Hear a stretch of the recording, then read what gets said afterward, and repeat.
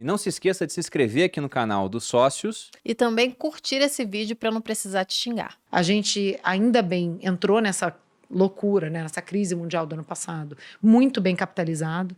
Então, eu vim aqui no passado, logo depois do IPO, o dinheiro que a gente levantou no IPO está parado lá, sentadinho na holding, a gente nem começou a encostar nesse dinheiro ainda, né? Então, assim, a gente tem muita liquidez, a gente está muito bem capitalizado. A gente é uma das instituições financeiras mais bem capitalizadas da América Latina inteira hoje. A gente tem quase 4 bi, ou mais de 4 bi de dólares de capital hoje.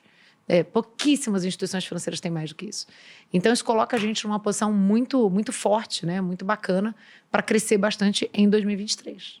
Bom, já puxando um gancho dessa questão da capitalização que você falou, e tendo em vista o que está acontecendo lá fora, a gente está passando por uma crise bancária nos Estados Unidos, não só lá, né? Teve problema do Credit Suisse também, na Europa, preocupações com o Deutsche Bank, mas isso veio à tona depois que o Silicon Valley Bank, nos Estados Unidos, que é um banco regional desconhecido do brasileiro, só que aí quando ele quebra, aí todo mundo tem que aprender o que foi aquilo, né? Para falar, cara, o que está acontecendo? Será que pode acontecer aqui também? Mas foi um banco que ele meteu os pés pelas mãos. Até ouvi um comentário do André Esteves outro dia, lá do BTG, falando que, olha, um estagiário de mercado de capitais aqui no Brasil não cometeria o erro que eles cometeram lá.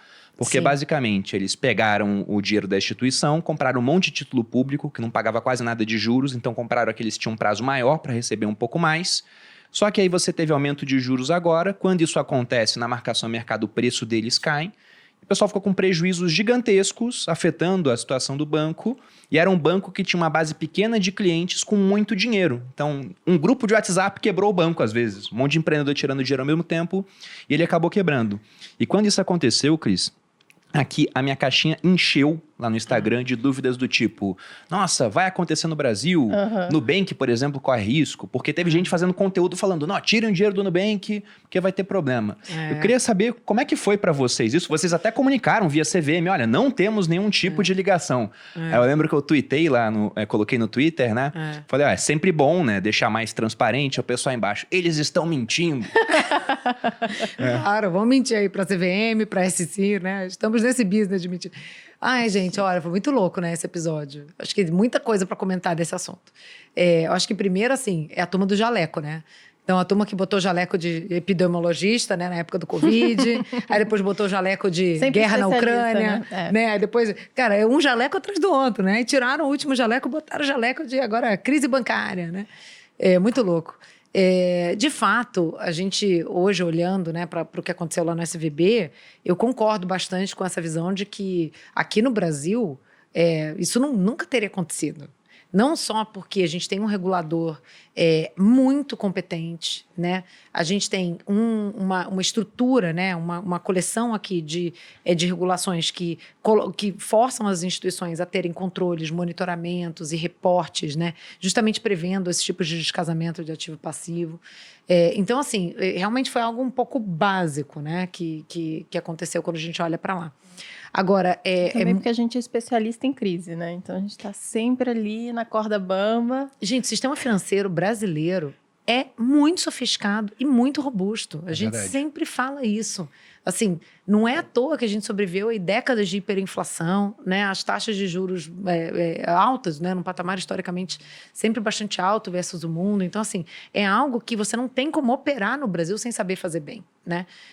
Então, é algo que está embedado já na maneira como todas as instituições financeiras estruturam seu compliance, seus controles internos, seus monitoramentos, né? Seus times de risco. Então, é engraçado que assim, a gente que opera em outros países, né? Por exemplo, no México, na Colômbia, a gente adoraria ter um regulador tão competente quanto a gente tem no Brasil em outros países, né? Seria lindo.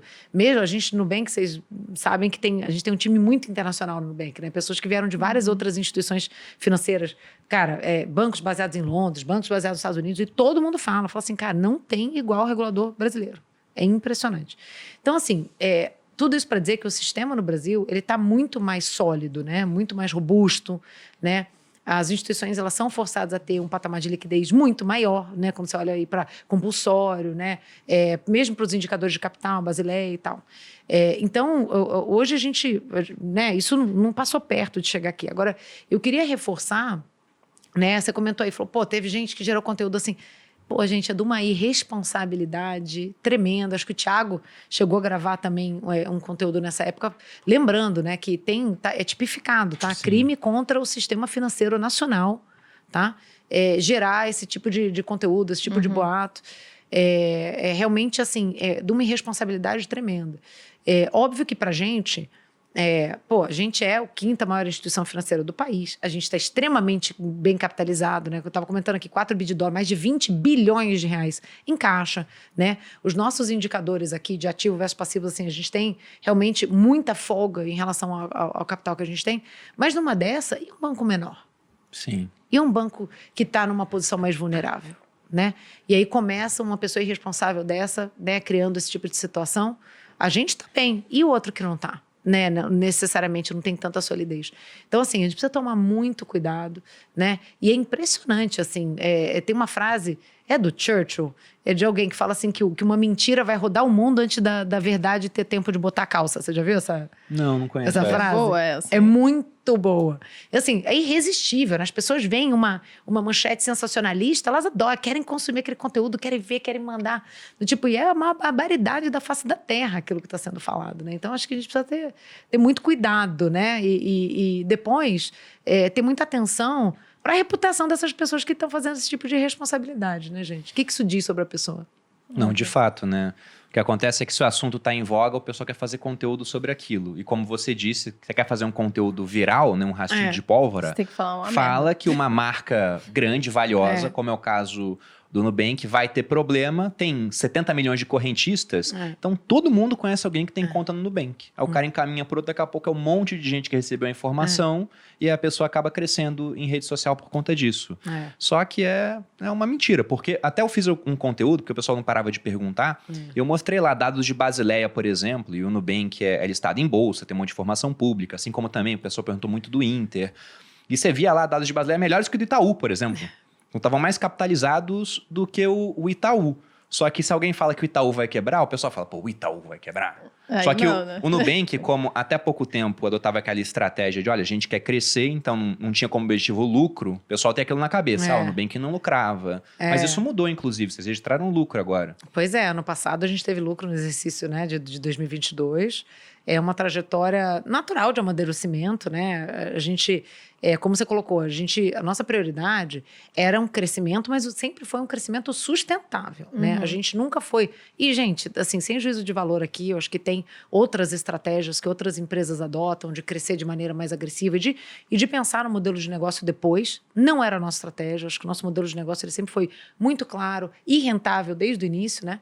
Mas chega uma hora que, de fato, o grande volume de crescimento que exigia né, várias despesas, inclusive com aquisição de clientes e tal, já foi feito.